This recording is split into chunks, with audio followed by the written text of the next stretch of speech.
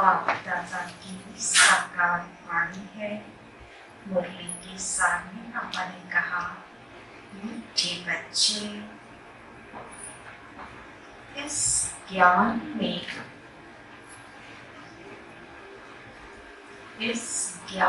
में गंभीरता का गुण धारण करना बहुत जरूरी है। इस ज्ञान में गंभीरता का गुण धारण करना बहुत जरूरी है। कभी भी अपना अभिमान नहीं आना चाहिए। कभी भी अपना अभिमान नहीं आना चाहिए।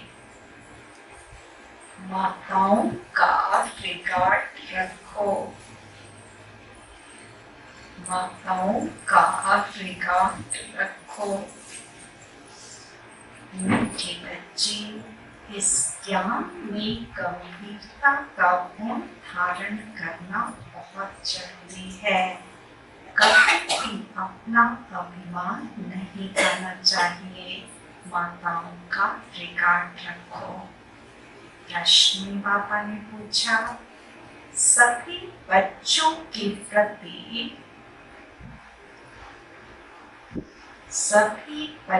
के प्रति बाप की आश क्या है? बाप की आश क्या है? वह आश पूरी कब कर सकेंगे? वह आश पूरी कब कर सकेंगे? सभी बच्चों के प्रति बाप की आश क्या है? वह आश पूरी कब कर सकेंगे? उत्तर है, बाप की आश है।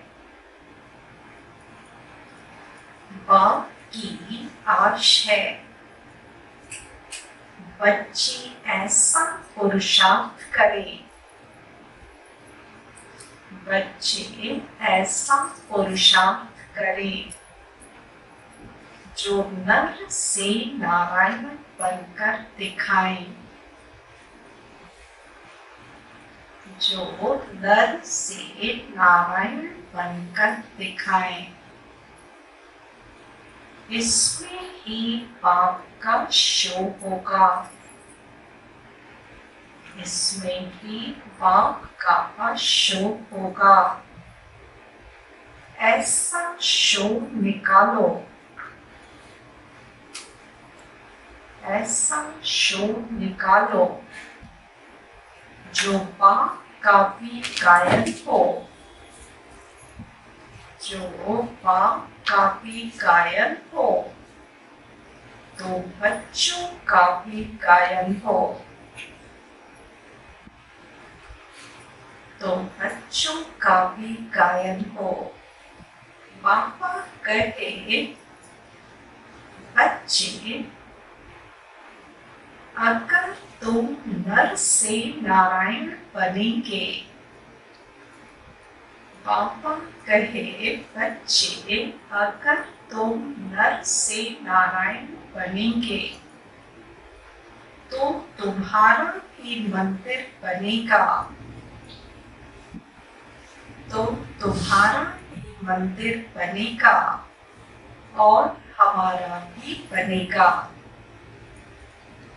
ऐसा पूज्य बनने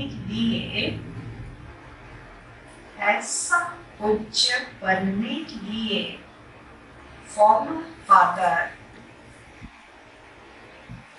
फॉलो फादर। अपने आप से प्रण करो। अपने आप से प्रण करो, हम पूरा ही फॉलो करेंगे। हम पूरा ही फॉलो करेंगे। गीत में है, जिस दिल से मिले हम तो जिस दिन से मिले हम तो। ओम शांति। विस्तार से सुनेंगे। बच्चे महसूस करते हैं, बच्चों को भासना आती है तो जरूर हम नई दुनिया के लिए सब नई बातें सुनते हैं। यह हमारी प्रीत नई लगती है और कोई की भी प्रीत सम्मुख परम पिता परमात्मा साथ होती ही नहीं। तो यह नई बात है ना। तुम जानते हो बाबा पतित पावन है। पुरानी दुनिया को पतित, नई दुनिया को पावन कहेंगे तो तुम्हारी प्रीत नई दुनिया से लगेगी। तुम यह जानते हो हमारी प्रीत अब नई दुनिया स्वर्ग से है, उसको शिवालय कहा जाता है, इनको विश्यालय कहा जाता है। बरोबर यहाँ विकारी मनुष्य हैं, सतयुग में निर्विकारी हैं, तो शिवालय कहेंगे ना।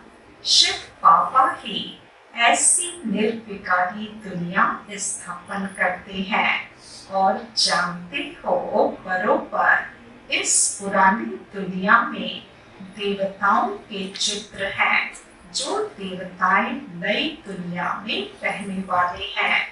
भारतवासी तो सब भूल गए, वह तो हिंदुस्तान कह देते हैं। हिंदुस्तान हमारा प्यारा, हाँ जरूर प्यारा था।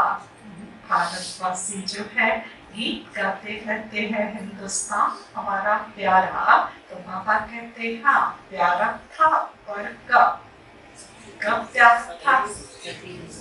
सत्य त्रेता में प्यारा था, परंतु वास्तव में हिंदुस्तान नाम है नहीं, भारत खंड कहा जाता है। तो बच्चे जानते हैं बरोबर यह नई बातें लगती हैं। ऐसी बातें कब नहीं सुनी। यह ज्ञान सारी दुनिया से निराला है। आपको उससे ऐसी भाषा आती है, ये ज्ञान जो है पूरी दुनिया में कहाँ सुना नहीं, सब जगह से ये निराला है। भारतवासियों के मंदिर भी बहुत हैं। क्रिश्चियन की एक ही चर्च होगी, फिर करके अलग अलग चर्च बनाएंगे। सतयुग में तो कोई मंदिर नहीं होता, क्योंकि चैतन्य देवताओं का राज्य चलता है। देवताएं शिवालय नई दुनिया में राज्य करते थे। तुम जानते हो अब हम नई दुनिया में जा रहे हैं। यह भी ख्याल कभी नहीं करना कि पापा ने यह नया मकान बनाया है। पापा जो है बच्चों की बुद्धि जानते हैं, बच्चों की बुद्धि यहाँ पुरानी दुनिया से हटाने के लिए पापा ने एक युक्ति बताई। जैसे नया नया मकान कहीं कोई बनाता है या पापा बनवाते हैं तो बच्चों की बुद्धि कहाँ लगती है? नए मकान में चली जाती है। लेकिन बाबा ने कहा इस नए मकान को भी नया नहीं समझना। क्यों? क्योंकि ये दुनिया ही पुरानी है, तो मकान नया कहाँ से हो सकता है। तो नई दुनिया से दिल लगाने के लिए बाबा ने कहा कि तुम जानते हो अब हम नई दुनिया में जा रहे हैं। यह भी ख्याल कभी नहीं करना कि बाबा ने यह नया मकान बनाया है। वास्तव में पुरानी दुनिया में यह भी पुराना ही है। हमारी प्रीत अब नई दुनिया से लगी है। आत्माओं की परमात्मा साथ प्रीत लगी है, जो सम्मुख बैठे हैं। मनुष्य समझते हैं ब्रह्मा कुमार कुमारियों की ब्रह्मा से प्रीत लगी है। तुम जानते हो हमारी प्रीत एक शिव बाबा से है, दूसरा न कोई। भर तुम्हारा नाम एक है, परंतु ब्रह्मा से प्रीत नहीं है। यह ब्रह्मा तो देहधारी है ना, जन्म मरण में आते हैं। तुमको देह से संबंध नहीं जोड़ना है। वह गुरु लोग तो अपना नाम रख देते हैं सच्चिदानंद, परंतु सत्चित आनंद स्वरूप तो एक परमात्मा को ही कहा जाता है। आत्मा सच्चित आनंद रूप, शांत रूप, ज्ञान रूप थी। अब तुम फिर से इस संगम पर बनते हो। आत्मा को या जो भी इस दुनिया में महान आत्माएं हैं, वह अपने को सच्चित आनंद स्वरूप कहते हैं। पर बाबा ने कहा कि सच्चिदानंद या सच्चित आनंद वो एक परमात्मा ही है, उन्हीं को कहा जा सकता है। और बाकी तुम आत्माएं ऐसा बनने का पुरुषार्थ करती हो, वो नहीं, लेकिन पुरुषार्थ करती हो। शांत स्वरूप ज्ञान रूप थी। अब तुम फिर से इस संगम पर बनते हो। जैसे पाप की महिमा है, ज्ञान का सागर, शांति का सागर, तुम भी सच्चित आनंद रूप हो। इस ज्ञान से, बाबा की नॉलेज से बच्चे कैसे बनते हैं, ब्लिसफुल बनते हैं ना, सच्चित आनंद स्वरूप बनते हैं। बीज और झाड़ को याद करने से सारा ज्ञान आ जाता है। बरोबर 5 युग हैं। अभी है संगम युग। इस संगम युग को दुनिया नहीं जानती। दुनिया में 4 ही युग जानते हैं, लेकिन ये जो गुप्त युग है, ऑस्पिशियस युग है, इसको कोई जानते नहीं। करके मालूम भी हो, परंतु डिटेल में नहीं जानती कि सतयुग में कौन राज्य करते थे, कैसे राज्य लिया। तुम अब राज्य ले रहे हो। पुनर्जन्म लेते चक्र में तो जरूर आना पड़े। सदैव स्वर्ग में कोई रह ना सके। स्वर्ग और नर्क की पहचान अभी मिली है। अभी कलयुग है, फिर सतयुग जरूर होगा। तो जरूर संकट पर ही परम पिता परमात्मा आया होगा। उनकी महिमा ही अलग है। ऐसे थोड़े ही कि एक की महिमा दूसरे कोई की हो सकती। इस सृष्टि में कहो, पूरे ब्रह्मांड में कहो, बाबा कहते सबकी महिमा अलग अलग है। शिव बाबा की महिमा अलग है, तो ब्राह्मणों की महिमा अलग है। ब्राह्मण कुल में है तो उनकी महिमा अलग, दैवी कुल में है तो देवताओं की महिमा अलग, महान आत्माओं की महिमा अलग, तो धर्मात्माओं की महिमा अलग है।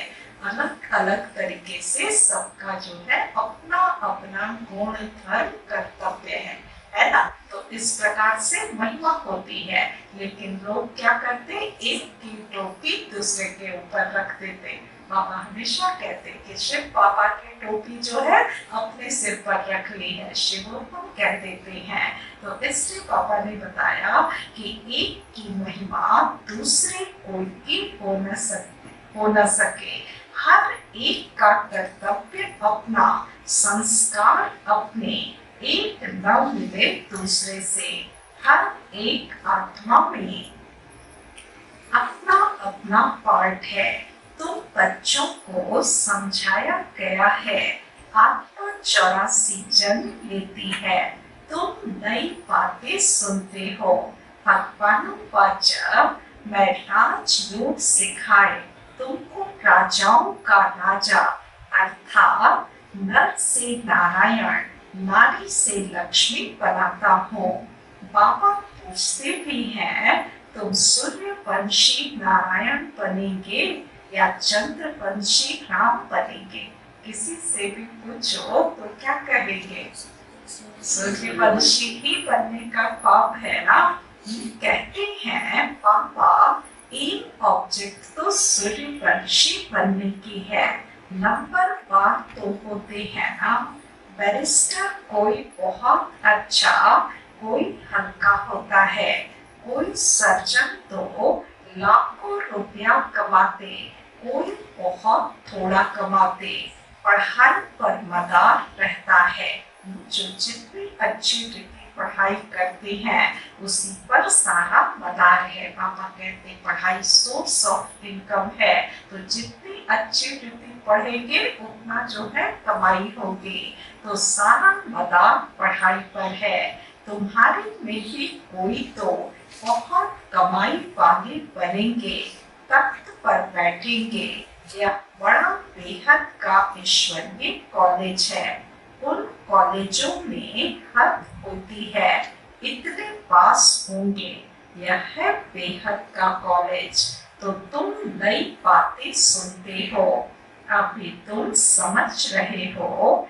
तुम अबलाओं को बल देने वाला वह परम पिता परमात्मा ही है।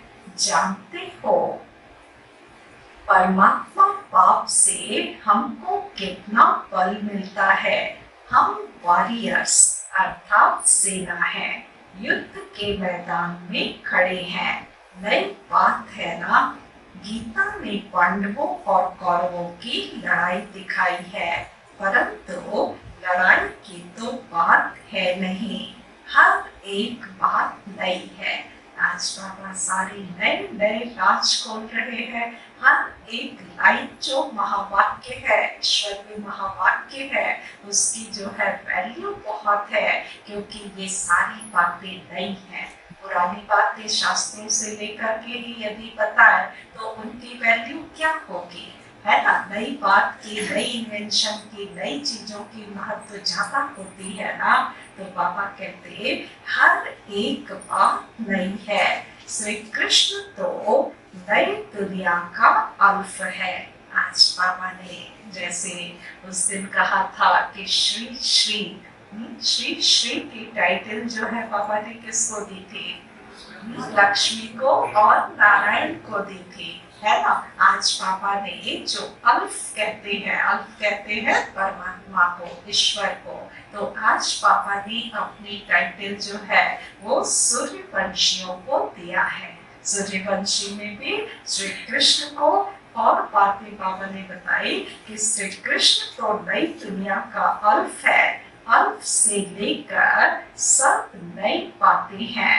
नई दुनिया का अल्फ है लक्ष्मी नारायण, फिर उनके पीछे उनके बच्चे। यहाँ अल्फ से बाबा का कहना है कि जैसे भगवान भगवती कहते हैं ना, तो भगवान भगवती का जो टाइटल है वो भी जो है बच्चों को मिलता है। तो लक्ष्मी नारायण, फिर उनके पीछे उनके बच्चे।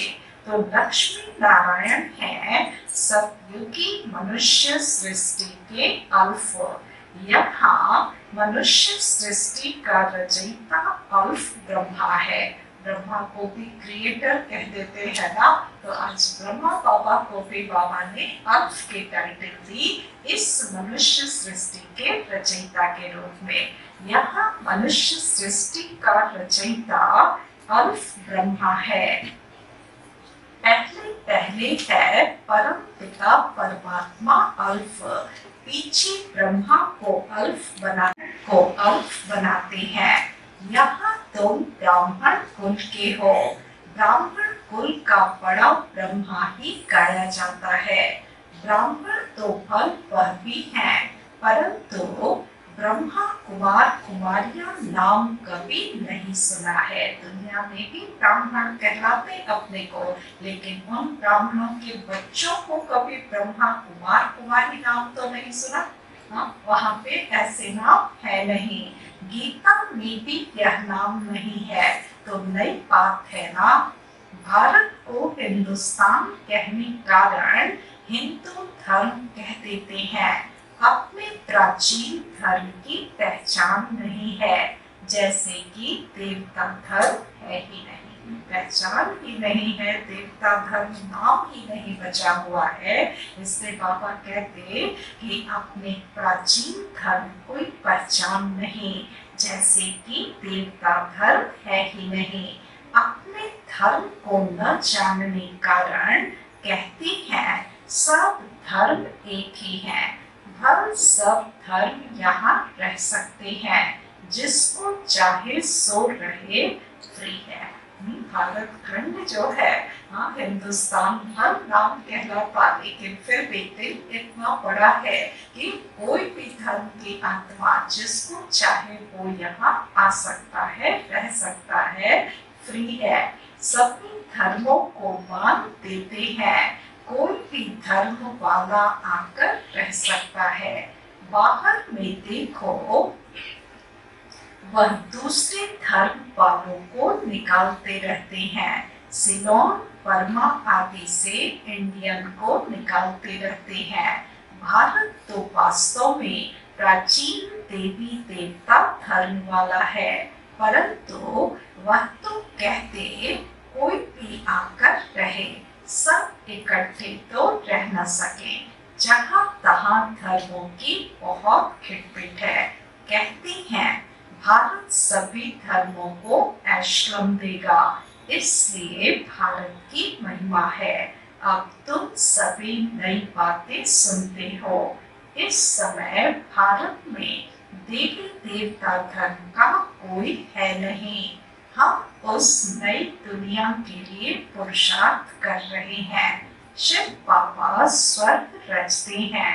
यूं तो ब्रह्मा की संतान सब हैं, परंतु ब्राह्मण खास गाए हुए हैं। बाबा कहते जैसे शिव बाबा की संतान सभी आत्माएं हैं, वैसे ही इस मनुष्य सृष्टि सिजरे का हेड जो है वो ब्रह्मा है। तो जरूर ब्रह्मा को कहेंगे कि वही इस सृष्टि का क्रिएटर है। शुरुआत में मनुष्य सृष्टि का क्रिएशन जो बाबा करते, वो ब्रह्मा के माध्यम से करते हैं, लेकिन सिर्फ ब्राह्मण जो है वही खास गाए हुए हैं, क्योंकि ब्रह्मा को फॉलो करने वाले हैं। बाकी ब्रह्मा के सभी बच्चे कहे जाते हैं, उस सिजरे का हेड कहा जाता, परंतु ब्रह्मचारी कोई बनता नहीं।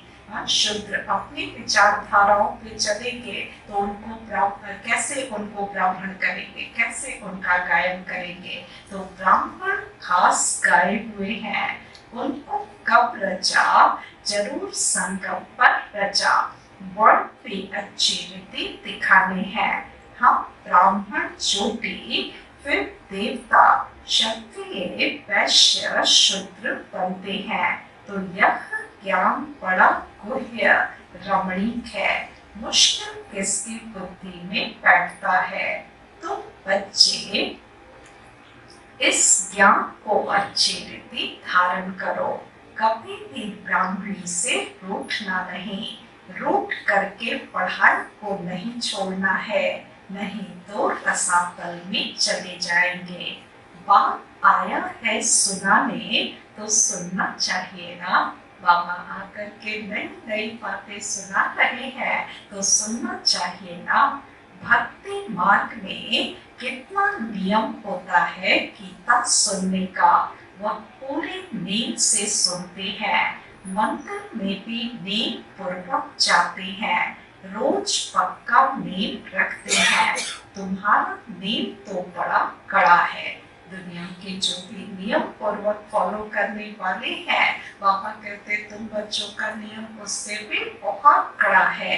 एक घड़ी आधी घड़ी, फिर पढ़ाते रहना है। ये कितना कड़ा नियम बाबा ने कहा कि ये एक घड़ी आधी घड़ी परमात्मा के साथ जुट जाए, ये बहुत कड़ा हुआ। बहुत कड़ी बात है ना कि एक सेकंड के लिए भी यदि बाबा से बुद्धि जुटे तो फिर उसको पढ़ाते रहना है।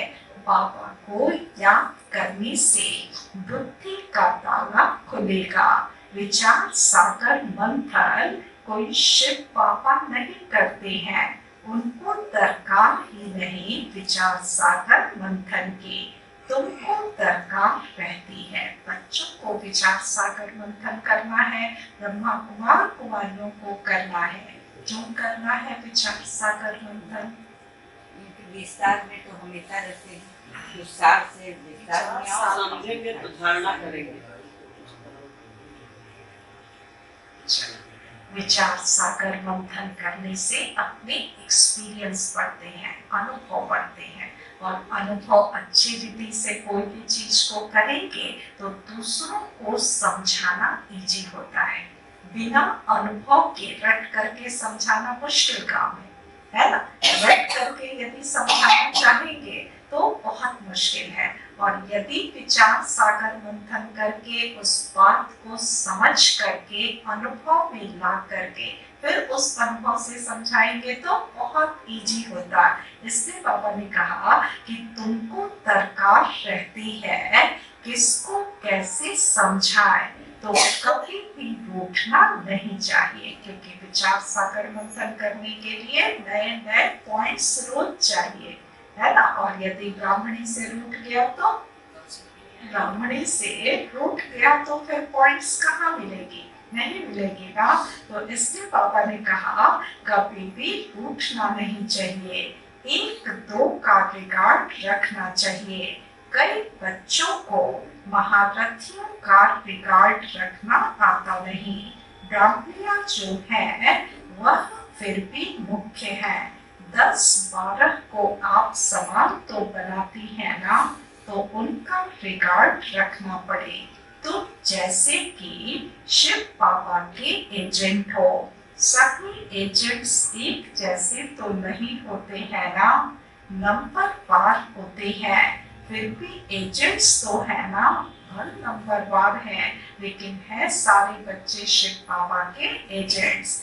कोई तो बहुत अच्छी बुद्धि धारणा करते हैं, रात दिन सर्विस में तत्पर रहते हैं।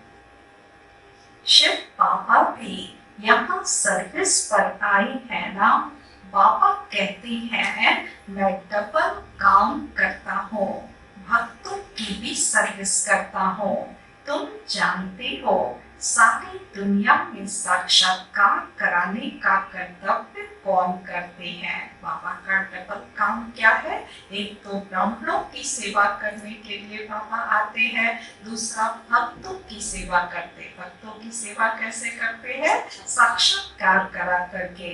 हर ड्रामा में सब पहले से मूक है, उसी समय साक्षात्कार होता है। साक्षात्कार ड्रामा प्रमाण होता है, लेकिन उसकी चाबी किसके पास है? शिव बाबा के पास है ना। समझते हैं गॉड फादर ने दिव्य दृष्टि से साक्षात्कार कराया, जहाँ तहाँ साक्षात्कार होते हैं। यह साक्षात्कार भी ड्रामा में मूड है, इसमें बड़ी विशाल बुद्धि चाहिए। यह है नई बातें। सृष्टि का चक्र बुद्धि में फिरना चाहिए। कोई कोई का यह स्वदर्शन चक्र अच्छा तीखा फिरता है, कोई का कम। स्वदर्शन चक्र भी चलाने की स्पीड है, बुद्धि में कितनी अच्छी रीति से उसको अनुभव करते हुए फील करते हुए जो है स्वदर्शन चक्र फिराते हैं, और कोई का बहुत कम। तुम स्वदर्शन चक्रधारी हो, सर्विस के लिए बुद्धि चलती रहेगी। नंबर 1, कोई का तो स्वदर्शन चक्र फिरता ही नहीं, हवा तो लगती है परंतु कोई का बहुत तीखा फिरता है, कोई का बहुत कम फिरता है, कोई का तो बिल्कुल फिरता ही नहीं। स्वदर्शन चक्र नहीं फिरेगा तो बाकी क्या पद पाएंगे? तो यह नई बात हुई ना। आज की ढेर सारी नई बातें जो भी है वो सब पॉइंट्स नोट करने की हैं। बाप समझाते रहते हैं, वर्षा लेना है तो अभी लो, नहीं तो फिर पछताएंगे रोएंगे। टीचर का शो करना है ना। यह कितना बड़ा कॉलेज है, अच्छी रीति पढ़ते हैं तो पद भी अच्छा पाते हैं। प्रण करना चाहिए हम पूरा फॉलो करेंगे। फॉलो मदर फादर, ऐसे भी नहीं है बैरिस्टर का बच्चा बैरिस्टर ही बनेगा। नहीं, कोई डॉक्टर बनेगा, कोई इंजीनियर, कोई तो शैतान डाकू भी निकल पड़ते हैं। बाप कहते हैं मेरा शोध निकालने। पापा का शोध कैसे निकलेगा? बैरिस्टर का बच्चा तो अलग अलग भी बन सकता है, बैरिस्टर का शौक करे ना करे, लेकिन हम शिव पापा के बच्चे, हम पापा का शौक कैसे कर सकते हैं? ये बहुत बड़ी कॉलेज है, बाबा ने बताया, तो कॉलेज में टीचर का शो करेंगे ना, कैसे करेंगे?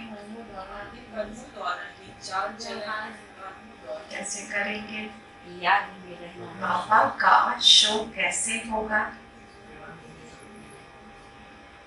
बाबा ने उत्तर बताया है, नर से नारायण बनने से। बाबा ने प्रश्न उत्तर में बताया ना कि नर से नारायण बनेंगे तो पाप का शो होगा। तो बाबा ने कहा कि मेरा शोध निकालने तो नर से नारायण बनकर दिखाओ, मेरा भी गायन होगा, तुम्हारा भी गायन होगा, तुम भी देवता बनेंगे, हमारा मंदिर बनेगा तो तुम्हारा भी बनेगा। मुख्य मंदिर होना चाहिए एक शिव बाबा का, फिर उनके साथ ब्रह्मा और बच्चे। दिलवाड़ा मंदिर में वैरायटी है ना, यही बड़े दिलवाड़ा यादगार है। तुम चैतन्य में बैठे हो, शक्ति की सेब पर सवारी, महारथी की हाथी पर सवारी दिखाते हैं। गज को ग्राह में हक किया, बाप की याद नहीं रहती है तो माया ग्राह हक कर लेता है। अच्छे अच्छे महारथियों को भी माया ग्राह खा लेती है। यहाँ बाबा ने शक्तियों की सवारी जो है वो शेर के ऊपर दिखाई। शेर को कोई हक नहीं करता, महारथी अर्थात हाथी को फिर भी जो है ग्राह अप कर लेता, पकड़ लेता, लेकिन जब सारी शक्तियां अपने अंदर भर जाए तो उसके बाद कोई माया जो है पकड़ नहीं सकती। तो शक्ति की सिर पर सवारी, महारथी की हाथी पर सवारी दिखाते हैं। गज को ग्राह में हक किया, बाप की याद नहीं रहती है तो माया ग्राह हक कर लेता है। अच्छे अच्छे महारथियों को भी माया ग्राह खा लेती है। इसमें बड़ी गंभीरता चाहिए। क्यों गंभीरता चाहिए?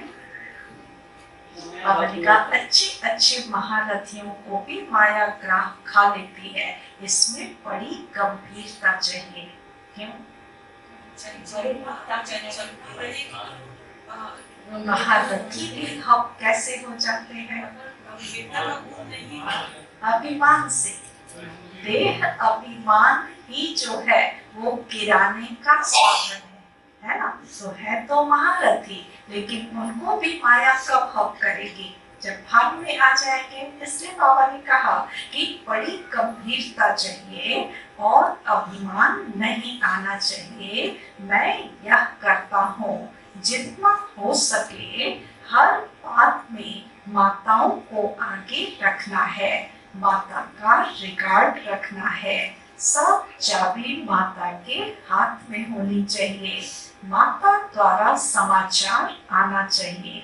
हाँ, कहाँ कहाँ कन्या अथवा माता से कुमार होशियार होते हैं, उनको फिर राय लिखनी है।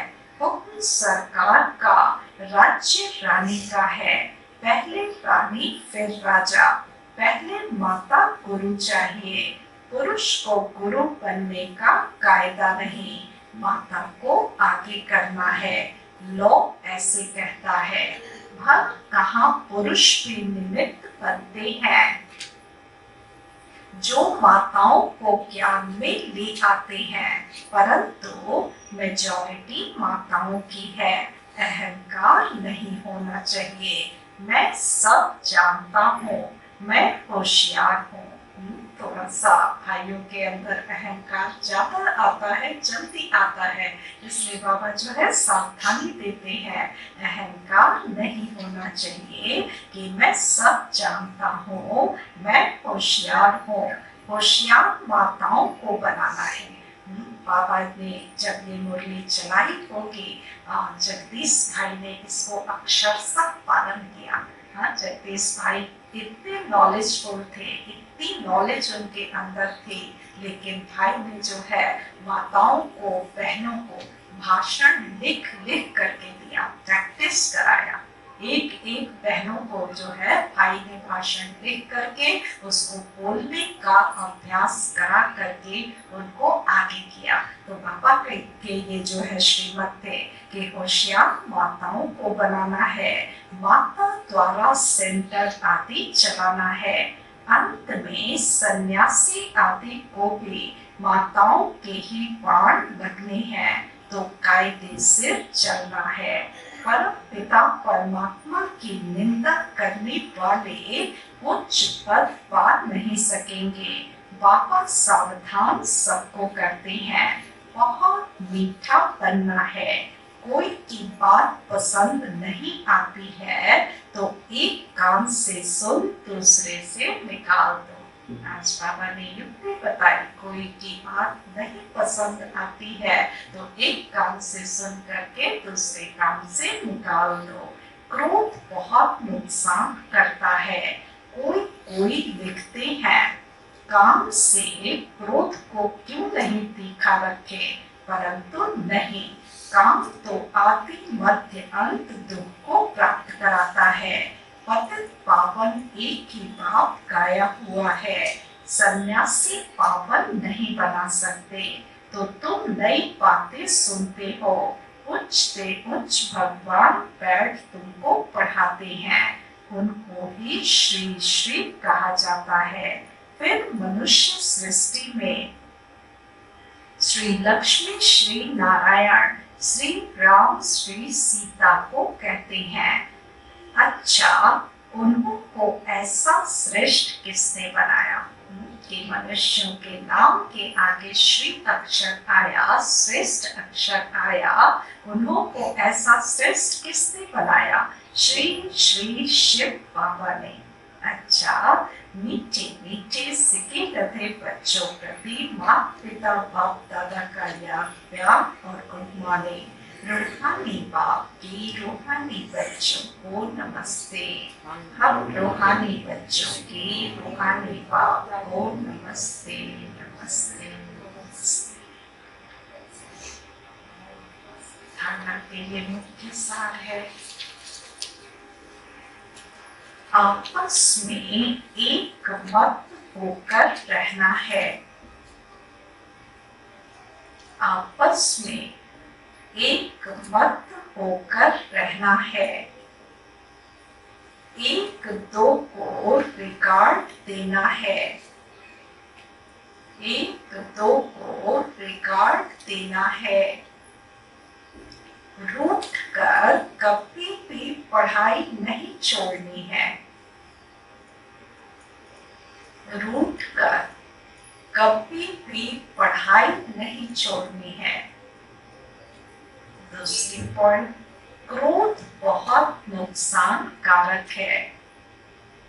क्रोध बहुत नुकसान कारक है। इसलिए जो बात पसंद नहीं आती है, इसलिए जो बात पसंद नहीं आती है, उसे एक कान से सुन दूसरे से निकाल देना है। दूसरे से निकाल देना है। क्रोध नहीं करना है। क्रोध नहीं करना है।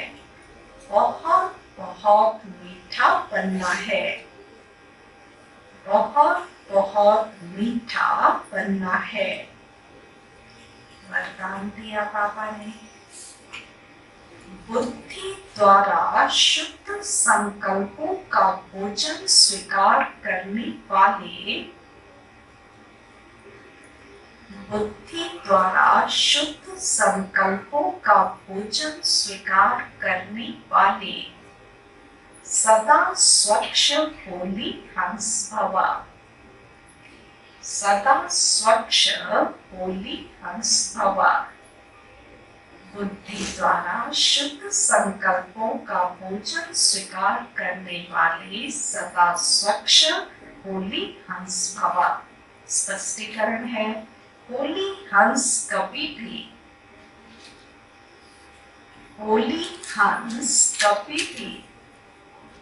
बुद्धि द्वारा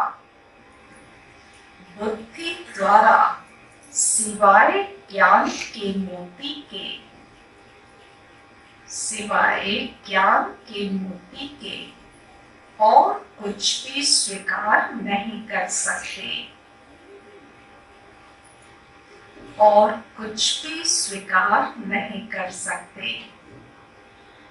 ब्राह्मण आत्माएं जो उच्च चोटी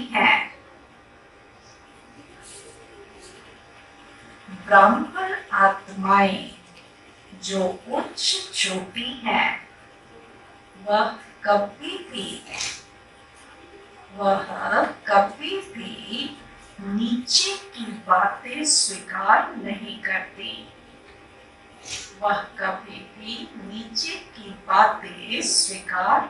करती। होली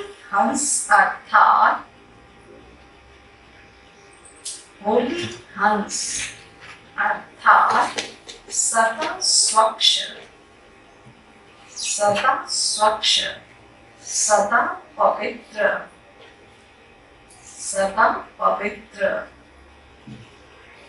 पवित्रता ही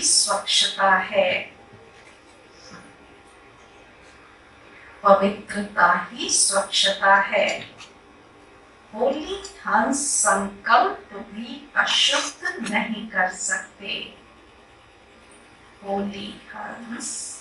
संकल्प भी अशुद्ध नहीं कर सकते। सदा शुद्ध संकल्पों